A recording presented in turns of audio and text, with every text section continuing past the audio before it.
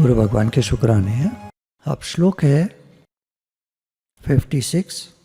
मेरे परायण हुआ कर्मयोगी संपूर्ण कर्मों को सदा करता हुआ मेरी कृपा से सनातन अविनाशी परम पद को प्राप्त हो जाता है। तो भगवान के आश्रित होकर भगवान कह रहे हैं तू सब कर्मों को कर,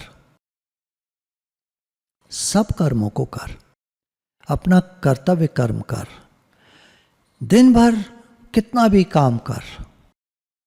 यहाँ पर व्याख्या में एक बात कह रहे हैं, हर एक व्यक्ति को यह बात तो समझ में आ जाती है कि जो एकांत में रहता है, साधन भजन करता है, उसका कल्याण हो जाता है और भगवान से मिलकर एक हो जाता है, मुक्त हो जाता है। परंतु ये बात समझ में नहीं आती कि जो सदा मशीन की तरह संसार का सब काम करता है, उसका कल्याण कैसे होगा। उसका कल्याण हो जाए ऐसी कोई युक्ति दिखती नहीं, क्योंकि ऐसे तो सब लोग कर्म करते ही रहते हैं। कुछ लोग हैं मशीन की तरह कर्म करते रहते हैं, दिन भर काम करते हैं, 16 घंटे 18 घंटे काम करते हैं। इतना ही नहीं, मात्र जीव कर्म करते ही रहते हैं। अब उनका कल्याण हो जाए ऐसा किसी शास्त्र में नहीं कहा गया है।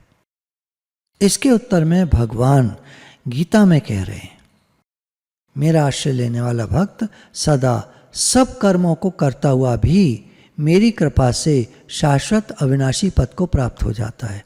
भगवान की कृपा से यदि हम भगवान से जुड़ जाएं, अब करना सिर्फ एक काम है, अपना संबंध भगवान से बना लो और फिर सारे काम करो। दिन में जब जब याद आ जाए, हे नाथ मैं आपका हूँ आप मेरे, या जो नाम जप करते हैं वो नाम जप करते रहिए, काम करते रहिए। भगवान कह रहे हैं मत प्रसाद, तात्पर्य है कि जिसने केवल मेरा ही आश्रय ले लिया है, भगवान ये दुनिया आपकी है, मैं आपका हूं, मैं आपका काम करता हूं, उसका कल्याण मेरी कृपा से हो जाएगा। कौन है रोकने वाला? कौन रोक सकता है भगवान को? भगवान की दुनिया है, भगवान इसके मालिक हैं। भगवान कह रहे हैं जो मेरे लिए सब काम करता है उसकी मुक्ति को कौन रोक सकता है? मेरे अलावा कोई नहीं है जो किसी को मुक्त कर सके और किसी की मुक्ति को रोक सके। आदमी को कोई ताकत नहीं है। आदमी सिर्फ मर सकता है और मार सकता है, इतना ही उसके हाथ में है। अपना गला काट ले या दूसरा गला काट ले, यही कर सकता है, इससे ज्यादा कुछ नहीं कर सकता। अपना फायदा कर ले, अपना नुकसान कर ले, दूसरे का फायदा कर दे, उसका नुकसान कर दे, भाई यही सब करता रहता है आदमी। कर्मों का, कर्मों के फल का, कर्मों के पूरा होने अथवा न होने का किसी घटना, परिस्थिति, वस्तु, व्यक्ति आदि का आश्रय न हो, किसी वस्तु, व्यक्ति आदि का आश्रय न हो, केवल भगवान का आश्रय हो, भगवान का सहारा ले। हे नाथ मैं आपका हूँ, आप मेरे हैं, मैं तो सब काम आपके लिए करता हूँ, भगवान मुझसे अच्छा काम करा लिया करिए, आप जो चाहें मेरे से अच्छा काम करा लिया करिए, क्योंकि मैं आपका हूँ, मैं आपका बेटा हूँ, बेटी हूँ, ये हूँ, वो हूँ, जो आप मानना चाहें उनको मानिए, मैं आपका हूँ और मेरे से अच्छा काम करा लिया करिए। तो सारे काम भगवान जी फिर हमसे कराएंगे और हम उनका सारा काम करेंगे। इस तरह जो सर्वथा मेरे ही परायण हो जाता है, अपना स्वतंत्र कुछ नहीं मानता कि मेरा कुछ है इस दुनिया में, घर भी भगवान आपका, परिवार वाले भी आपके, पैसा भी आपका, नौकरी भी आपकी, काम धंधा भी आपका, बिजनेस आपका, जो भी मैं करता हूँ सब आपका, आप ही इस संसार के और मेरे स्वामी हैं। अपना स्वतंत्र कुछ नहीं समझता, किसी भी वस्तु को अपनी नहीं मानता, सर्वथा मेरे ही आश्रित रहता है।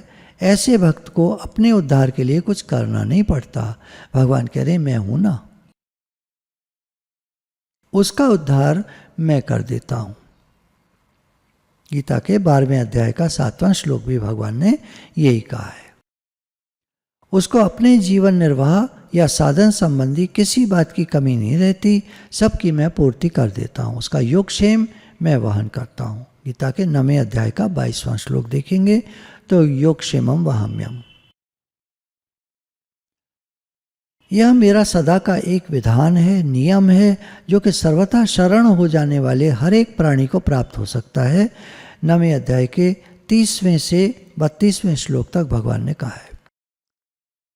ये मेरा सदा का एक विधान है, एक नियम है कि जो सर्वथा मेरे शरण हो जाता है, हे भगवान, हे नाथ, मैं आपका हूँ, हो जाने वाले हर एक प्राणी को प्राप्त हो सकता है, अर्थात उसका कल्याण हो जाता है, उसका योगक्षेम भगवान वहन करते हैं, उसकी सारी पूर्ति भगवान करा देते हैं।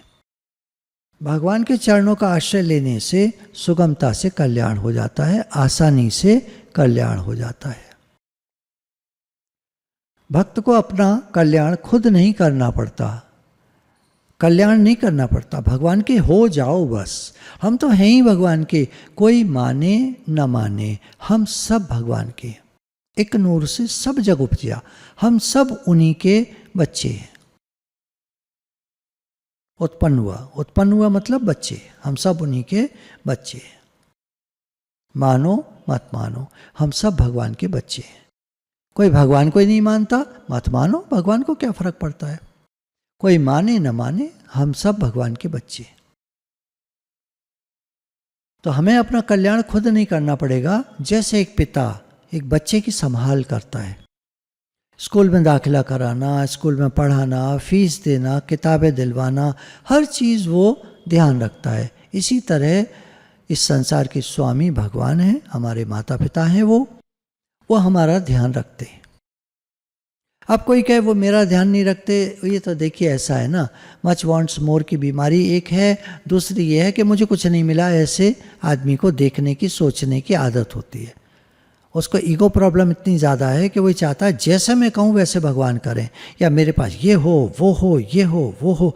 तो उसको एंडलेस चीज़ें जब दिखाई दे रही होती हैं तो अपने पास जितना है उसको कम लगता है, उसको लगता है कुछ नहीं है मेरे पास, सारी मुसीबतें मेरे ही सर हैं।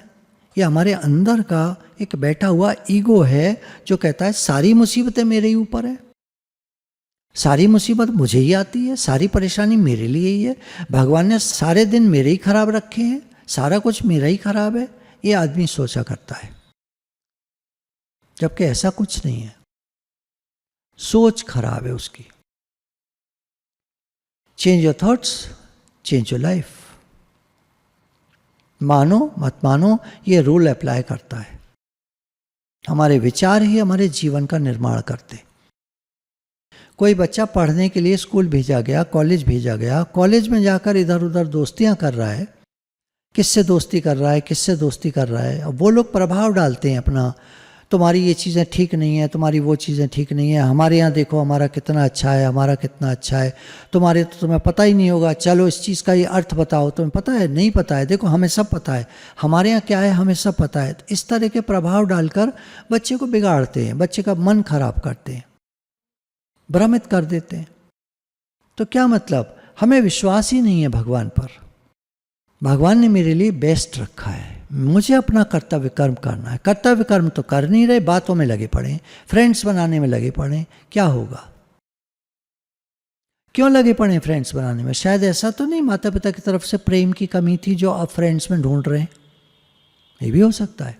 दुनिया को देखिए, ऐसा होता रहा है। अपने बचपन को याद करिए, जब आप यंग थे, कॉलेज में थे, कितने सारे फ्रेंड्स मिले, सब अपनी अपनी बात करते थे, अपनी बात करते थे, पर क्योंकि हम लोगों का वो क्लियर था, गोल क्लियर था कहेंगे, या हम लोगों का एक आगे एक लक्ष्य रखा था, हमारे माता पिता ने हमको अच्छे से तालीम दी थी, शिक्षा दी थी, तो हम किसी से भ्रमित नहीं हुए, ध्यान ही नहीं गया। लोग तो कुछ कुछ कहते रहे, हमारा ध्यान ही नहीं गया कभी। लेकिन अभी ध्यान चला जाता है बच्चों का कि शायद माँ बाप उतना टाइम नहीं दे रहे उनको जितना देना चाहिए। अब क्या गड़बड़ी है, कहाँ कमी है, मुझे एग्जैक्टली नहीं मालूम है। बहुत सारी चीज़ें हैं, बहुत सारे फैक्टर्स हैं। भगवान ने कहा कर्म के हेतु होने में 5 हेतु होते हैं, 5 बातें होती हैं जब कोई कर्म होता है। हम सोचते थे मैंने काम किया मेरे काम का फल मिलेगा, या मैं काम करूं या मैंने काम किया। नहीं, 5 चीज़ें होती हैं तो कुछ आदमी कर पाता है, और 5 चीज़ों के कारण ही उसको कर्म का फल मिलता है, और उस तरह से वो भोगता है। कई हेतु होते हैं, भाग्य अलग है, पुरुषार्थ अलग है, सोच अलग है, कितनी सारी चीज़ें होती हैं। तो भगवान कह रहे हैं कि भगवान के चरणों का आश्रय लेने से सुगमता से कल्याण हो जाता है, आसानी से। भक्त को अपना कल्याण खुद नहीं करना पड़ता, फिर भगवत कृपा ही उसका कल्याण कर देती है। भगवत कृपा हमारा कल्याण कर देगी, ऐसा हमारा विश्वास होना चाहिए और उसमें लग जाना चाहिए, है ना। मेहनत बहुत ज़रूरी है, मेहनत के बिना कोई काम नहीं होता। आप याद कर लो, मेहनत के बिना कोई काम नहीं होता। हर चीज़ में मेहनत है। लड्डू बनाओ तो भी मेहनत है, खिचड़ी बनाओ तो भी मेहनत है, चाय बनाओ तो भी मेहनत है, हर चीज़ में मेहनत है। आप कुर्सी पर बैठे हो, पानी पीना है, किचन में जाना है, वो भी वहाँ भी मेहनत है। कम ज़्यादा ये वो, अब वो तो वैरायटी बनती चली जाती है। 0 से लेकर 100 तक कहीं भी एक रेखा होती है जिसमें मेहनत आदमी कर रहा होता है। कोई आदमी अपना 100% देता है, कोई अपना 10% देकर ही कहता है मैं बहुत मेहनत करता हूँ, मुझे क्या मिलता है, मुझे क्या मिला, ऐसे। तो भगवत कृपा से उसका कल्याण हो जाता है, क्योंकि वो खुद चाहता है भगवान मैं आपका हूँ, मेरा कल्याण करिएगा। भगवान मुझे आप चाहिए, मुझे दुनिया नहीं चाहिए। और फिर मैं एक बात कहूँगा, जब हम अपने बच्चों को गुरु से जोड़ते हैं, हमारे बच्चों को सही शिक्षा और सही दिशा मिलती है। हम सोचते हैं हम खुद बताएंगे बच्चों को, सत्संग में सुन करके हम अच्छी अच्छी बातें खुद बताएंगे बच्चों को। आपकी सुनते कहाँ हैं बच्चे? आपके सुनाने से सुन लेंगे? क्या उनका उद्धार हो जाएगा? आप क्या सोचते हो? आपके सुनाने से हर बात सुनते हैं आपके बच्चे? यही गलती है बस। अभी लोग अवेयर हो रहे हैं, काफ़ी लोग सुजाग हो रहे हैं, बहुत सारे बच्चों को लाने लगे माता पिता, और ये बहुत अच्छी बात है। आप उनका उद्धार चाहते हैं तो गुरु से जोड़ो, और आप अब सोचते हो आप उद्धार कर लोगे तो फिर करो। गुरु भगवान के अनंत अनंत शुक्राने हैं। कोई बात आपको बुरी लगी हो, मैं क्षमा चाहता हूँ। मेरा भाव सिर्फ ये था कि अवेयरनेस, जागृति आए सब में।